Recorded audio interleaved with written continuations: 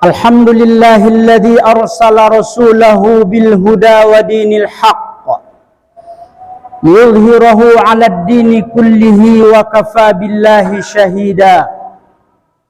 Ashhadu an la ilaha illallah wa ashhadu anna Muhammadan 'abduhu wa rasuluhu syahidan wa mubasysyiran wa nadhira wa da'iyan ilallahi biiznihi wa sirajan munira. Allahumma salli ala sayyidina Muhammadin wa ala alihi wa ashabihi ajma'in. Amma ba'du fa ya ibadallah, usikum wa nafsi bitaqwallah. Ittaqullaha haqqa tuqatih wa tazawwadu fa inna khairaz zadi taqwa.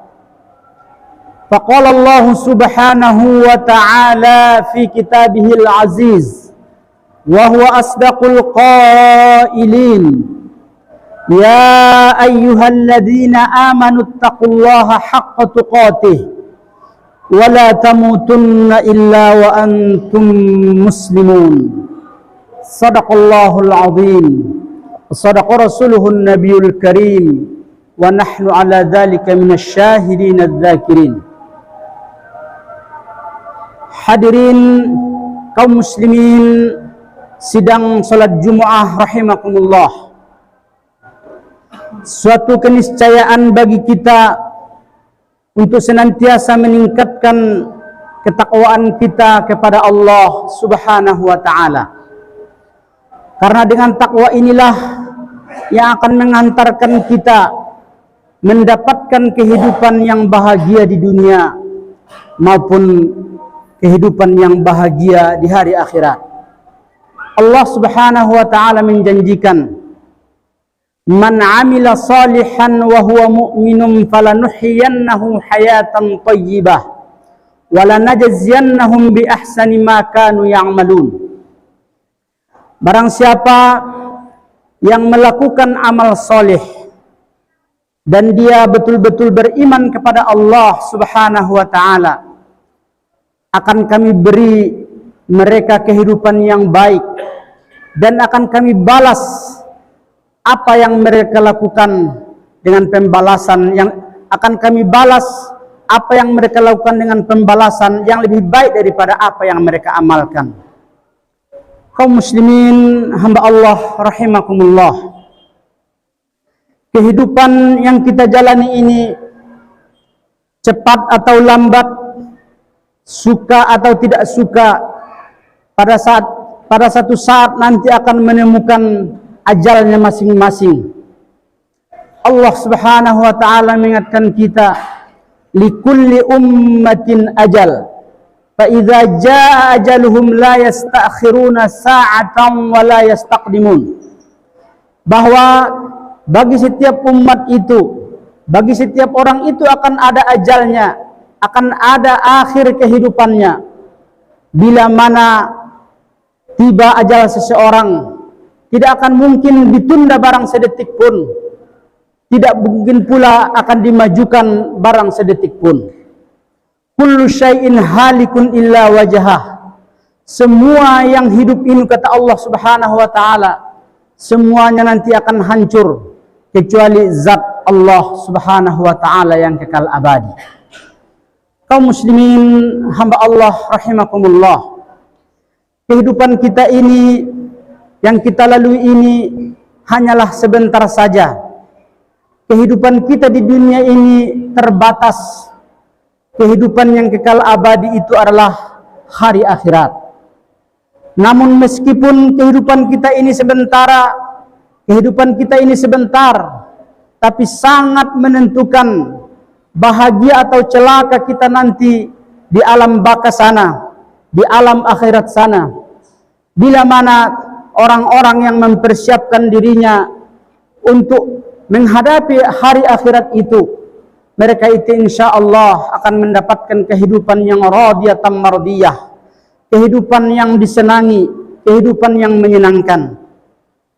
Karena itu kaum muslimin hamba Allah rahimakumullah, seorang sahabat dalam hadis yang diriwayatkan oleh Abu Hurairah radhiyallahu anhu mengajukan pertanyaan kepada baginda Rasulullah sallallahu alaihi wasallam.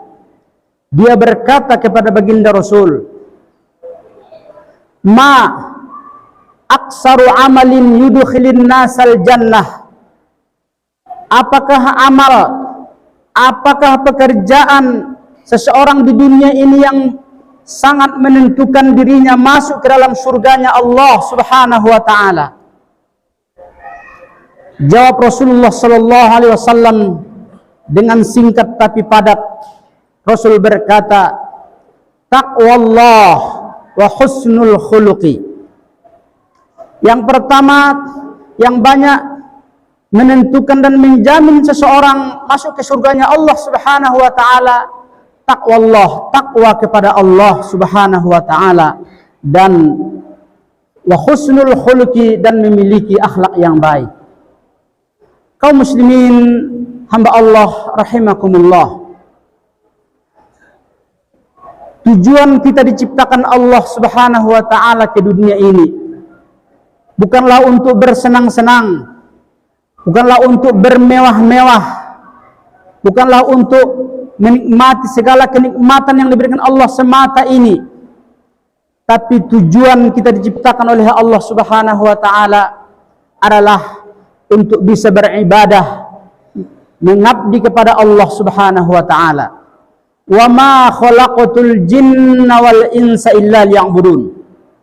Tidak aku ciptakan jin dan manusia, kata Allah, kecuali untuk beribadah, untuk mengabdi kepadaku. Orang-orang yang senantiasa dalam kehidupannya taat kepada Allah, mengabdi kepada Allah, senantiasa beribadah kepada Allah Subhanahu wa taala, sesungguhnya mereka itulah yang senantiasa melakukan takwa Allah dalam kehidupannya. Oleh sebab itu, kaum muslimin hamba Allah rahimakumullah, mari kita usahakan segala aktivitas yang kita kerjakan, seluruh hembusan napas yang terjadi dalam diri kita ini, semuanya adalah dalam rangka ibadah kepada Allah Subhanahu wa taala. Pada hadis yang lain Rasulullah sallallahu alaihi wasallam mengingatkan, baginda Rasulullah sallallahu alaihi wasallam mengingatkan kita, ittaqillaha haitsuma kunta wa atbi'is sayyi'atal hasanata tamhuha wa khaliqin nasa bi khuluqin hasanin. Takwalah kepada Allah Subhanahu wa taala dimanapun kamu berada, dan ikutkanlah perbuatan jahat dan perbuatan baik, karena perbuatan baik itu akan menghapuskan perbuatan jahat. Dan selalulah bergaulilah manusia dengan akhlak yang baik. Kaum muslimin hamba Allah rahimakumullah, kita manusia ini bukanlah makhluk Allah Subhanahu wa taala yang senantiasa berada dalam satu tempat. Kita adalah makhluk yang mobile, yang bergerak ke sana dan kemari. Saat ini kita berada di masjid ini, sebentar lagi kita barangkali kita menuju rumah masing-masing, melakukan aktivitas yang lain. Habis itu adalah pekerjaan yang lain. Bermacam-macam tempat yang kita tuju, bermacam-macam aktivitas yang kita kerjakan. Pesan baginda Rasulullah sallallahu alaihi wasallam, bertakwalah kepada Allah Subhanahu wa taala dimanapun kamu berada. Hendaknya jangan saja hanya di masjid kita menjunjung perintah Allah Subhanahu wa taala. Ada orang ketika di masjid takwa kepada Allah Subhanahu wa taala, ketika pergi ke tempat lain, ke tempat pesta, jauh dari tuntunan Allah Subhanahu wa taala. Wal iyad billahi min dzalik. Perintah Rasulullah sallallahu alaihi wasallam senantiasa takwa kepada Allah Subhanahu wa taala. Dan inilah salah satu tiket yang menentukan bagi kita masuk tidaknya kita nanti ke surganya Allah Subhanahu wa taala. Apakah seluruh aktivitas kita mulai dari bangun tidur sampai tidur kembali, mulai saat ini sampai kita wafat meninggal dunia, kita berusaha takwa kepada Allah Subhanahu wa taala. Orang yang senantiasa melekat pada dirinya takwa Allah, takwa kepada Allah Subhanahu wa taala, maka ganjarannya kata Rasulullah sallallahu alaihi wasallam adalah jannah, surga yang menyenangkan itu. Kaum muslimin hamba Allah rahimakumullah. Faktor yang kedua yang sangat penting, sangat menentukan menyebabkan seorang masuk surga adalah wa husnul khuluqi, yaitu orang yang berakhlak mulia. Di antara kita barangkali bukanlah tipe orang-orang yang rajin beribadah kepada Allah Subhanahu wa taala, yang senantiasa termotivasi untuk melakukan ibadah-ibadah kita. Tapi ada pilihan yang kedua, yaitu husnul khuluqi, yaitu orang-orang yang berakhlakul karimah. Kita manusia ini adalah makhluk sosial yang tidak bisa terlepas dari kehidupan orang lain. Di tengah-tengah kita berinteraksi dengan saudara-saudara kita, usahakan tunjukkan akhlakul karimah. Seperti apa sosok orang yang memiliki akhlakul karimah? Apa indikator seorang dikatakan sudah berakhlakul karimah? Salah satu yang mencirikan seseorang berakhlakul karimah adalah orang yang disenangi kehadirannya di tengah-tengah komunitasnya. Di kalangan teman-temannya dia sangat menyenangkan. Di tempat tinggal dia berada, termasuk sosok yang dirindukan orang sekitarnya. Orang yang seperti inilah yang menggambarkan orang memiliki akhlakul karimah. Kehadiran dia menyenangkan. Ketika dia tidak ada, orang semua kehilangan. Bila mana kita mampu seperti ini, insya Allah kita sudah termasuk orang yang memiliki akhlakul karimah. Karena itu kaum muslimin hamba Allah rahimakumullah, untuk menuju sosok yang berakhlakul karimah itu, salah satu yang harus kita pelihara adalah lisan kita. Yang harus kita jaga adalah perkataan kita. Di era medsos ini, media sosial ini, tambah lagi adalah jari jemari kita ini. Jangan asal memposting, asal mengirim status saja. Ternyata apa yang kita kirim itu terkadang merugikan orang lain, bahkan menyakitkan hati orang lain. Wal'iyadu billahi min dzalik. Jadi yang pertama adalah jaga lisannya. Nah, kata baginda Rasulullah sallallahu alaihi wasallam, al-muslimu man salimal muslimina min lisanihi wa yadihi.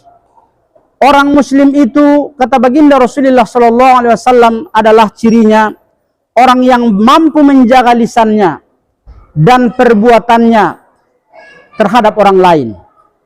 Artinya kata-kata yang keluar dari lisannya adalah kata-kata hikmah, kata-kata yang bermanfaat, yang menasihati orang lain, bukan justru yang menyakitkan hati orang lain. Begitu juga perbuatan kita, pekerjaan kita. Jangan sampai apa yang kita lakukan, yang kita kerjakan merugikan orang lain, menzalimi orang lain. Kalau kita tidak bisa berbuat yang bermanfaat kepada orang lain, paling tidak jangan sampai merugikan orang lain. Kaum muslimin hamba Allah rahimakumullah. Yang kedua, agar kita menjadi sosok yang berakhlakul karimah, segeralah untuk mengulurkan tangan terutama kepada saudara-saudara kita yang membutuhkan. Kehidupan kita ini ada yang mapan, ada yang setengah mapan, ada yang berada pada garis kemiskinan. Orang-orang yang suka mengulurkan tangannya, yang suka membantu orang lain, insya Allah dengan demikian itu orang ini akan disenangi. Ketika seorang kaya memberikan bantuan kepada orang yang tidak berpunya, apalagi dia sangat membutuhkan bantuan pada saat itu, maka bantuan itu sangat berkesan dalam hati sanubarinya. Hampir sampai mati pun dia tidak pernah melupakannya. Dia mengenang sepanjang masanya dan dia mengagumi sosok tersebut. Dan ini akan menyebabkan seorang yang mau memberikan kepada orang lain itu menjadi sosok yang disenangi dan menjadi sosok yang berakhlakul karimah. Kaum muslimin hamba Allah rahimakumullah, itulah dua faktor yang sangat menyebabkan seorang masuk ke dalam surganya Allah Subhanahu wa taala. Kemudian setelah itu laki-laki sahabat Rasul itu pun bertanya kembali kepada baginda Rasulullah sallallahu alaihi wasallam, "Wa ma aksaru amalin yudkhilin nasan nar?" Lalu apa pula yang paling banyak menyebabkan seorang masuk ke nerakanya Allah Subhanahu wa taala? Dijawab baginda Rasulullah dua hal juga, al-famu wal farj. Ada dua faktor. Yang pertama adalah lisannya, mulutnya, dan yang kedua adalah kemaluannya. Kaum muslimin hamba Allah rahimakumullah, pepatah mengatakan lidah tidak bertulang, bahwa ucapan kita ini, mulut kita ini bisa dibolak-balik, bisa digunakan untuk kebaikan, tetapi tidak jarang kalau salah menggunakannya, lisan kita ini, ucapan kita ini bisa membahayakan kepada orang lain. Gara-gara memfitnah orang lain, maka kehormatan seseorang akan bisa jatuh serendah-rendahnya di kalangan manusia. Karena kata-kata dusta, karena kata-kata bohong, banyak orang lain yang menjadi tersesat karena kata-katanya. Oleh sebab itu kaum muslimin hamba Allah rahimakumullah, mari kita jaga lisan kita, kita jaga perkataan yang keluar dari mulut kita. Rasulullah sallallahu alaihi wasallam bersabda dalam hadisnya, la yu'minu ahadukum man kana yu'minu billahi wal yaumil akhir falyaqul khairan aw liyasmut. Barang siapa yang beriman kepada Allah dan hari akhir, kata Rasul, maka hendaklah dia berkata yang bermanfaat, yang berguna, atau lebih baik diam. Ini artinya kaum muslimin hamba Allah rahimakumullah, sebelum kata-kata itu keluar dari mulut kita, kita pertimbangkan terlebih dahulu, kita pikirkan terlebih dahulu. Kalau kata-kata ini keluar, apakah kata ini manfaat atau tidak, atau justru sebaliknya merugikan orang lain. Kata Rasul, kalau tidak bisa mengatakan yang bermanfaat, kata-kata yang dikeluarkan itu tidak ada manfaatnya, maka hendaklah lebih baik diam saja, tidak berkata apa-apa, kata baginda Rasulullah sallallahu alaihi wasallam. Hadis ini menarik kita cermati, di mana Rasulullah sallallahu alaihi wasallam mengaitkan keimanan, kepercayaan seorang kepada Allah Subhanahu wa taala dan hari akhir dengan kata-kata yang dia ucapkan. Orang-orang yang ngomong sembarangan, orang-orang yang omongannya tidak terkontrol, merupakan cerminan keimanannya. Seseorang yang senantiasa mengatakan kata-kata yang berguna, kata yang bermanfaat, itulah cerminan kekuatan keimanan seseorang. Sebaliknya orang yang mengumbar kata-kata yang tidak berguna, cerminan ketipisan rendahnya iman seseorang. Kaum muslimin hamba Allah rahimakumullah, yang kedua kata baginda Rasul, yang paling banyak menyebabkan seorang masuk ke nerakanya Allah Subhanahu wa taala adalah disebabkan kemaluannya. Orang-orang yang tidak menjaga kehormatannya, yang tidak menjaga kemaluannya, ini adalah faktor penting menyebabkan seorang masuk ke nerakanya Allah Subhanahu wa taala. Karena itu Allah Subhanahu wa taala berfirman, "Wala taqrabuz zina, innahu kana fahisyatan wa sa'a sabila." Jangan kamu dekati zina, karena perbuatan zina itu adalah fahisyah, perbuatan keji, wa sa'a sabila, dan sejelek-jelek jalan. Kaum muslimin hamba Allah rahimakumullah, Allah mengingatkan kita, tidak mengatakan jangan kamu berzina, tapi Allah Subhanahu wa taala mengatakan jangan dekati, la taqrabuz zina, jangan kamu lakukan hal-hal yang mendorong kalian melakukan perzinahan. Khususnya di sini anak-anak muda, anak-anak yang masih puber. Anak-anak kita ini harus kita jaga. Jangan kita biarkan mereka melakukan hal-hal yang mengantarkan mereka kepada perzinahan. Di zaman teknologi saat sekarang ini, anak-anak kita bisa menonton hal-hal, film-film yang membuat, yang mendorong seorang tidak dapat menahan nafsunya, sehingga dia terjerumus ke lembah perzinaan. Wal'iyadzubillah min zalik. Jangan diciptakan adik-adik generasi muda bersepi-sepi dengan lawan jenis, kemudian mengumbar kata-kata yang mendorong kepada perzinahan, karena ini akan sangat rawan, akan bisa menyebabkan seorang jatuh kepada perzinahan tersebut. Wal'iyadu billahi min dzalik. Mudah-mudahan kaum muslimin hamba Allah rahimakumullah, mari kita usahakan amal-amal, pekerjaan-pekerjaan sebagaimana petunjuk baginda Rasulullah sallallahu alaihi wasallam yang dapat menyebabkan kita masuk ke surganya Allah Subhanahu wa taala, dan kita jauhi sejauh-jauhnya, kita hindari sejauh-jauhnya perbuatan yang justru merugikan kita, yang menyebabkan kita masuk ke nerakanya Allah Subhanahu wa taala. Wal iyad billahi min dzalik. Fa'tabiru ya ulil albab la'allakum turhamun. Barakallahu li wa lakum fil Qur'anil azim wa nafa'ni wa iyyakum bima fihi minal ayati wadh-dhikril hakim. Aqulu qawli hadza wastaghfirullaha li wa lakum wa liwalidayya wa liwalidikum fastaghfiruhu innahu huwal ghafurur rahim.